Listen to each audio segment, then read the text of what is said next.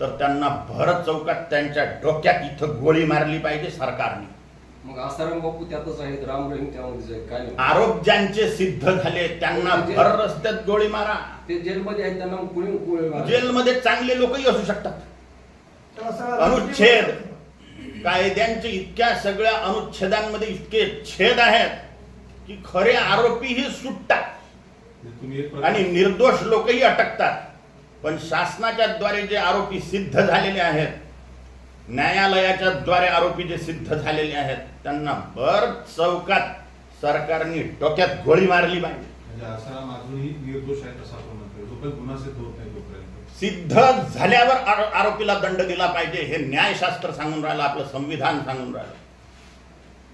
मला खरात प्रकरणाकडे आपण कसं पाहता? त्याच्यामध्ये अनेक राजकीय नेत्यांचे किंवा अधिकाऱ्यांचे संबंध जोडले जात आहेत. असू शकतात. म्हणजे धर्माच्या नावाखाली कुठेतरी फसवणूक आहे किंवा बंधुगिरी आहे. हो, तर धर्माच्या नावावर अधर्म जर चालत असेल तर त्याला दंड झालाच पाहिजे. आपले जे पीठ आहेत किंवा बाकी या ठिकाणी धर्माच्या बैठकीमध्ये हा विषय आपण घेणार का सगळं? मी रेग्युलर सांगतोच. मी नेहमी धर्मसभांमध्ये हा विषय सांगतो.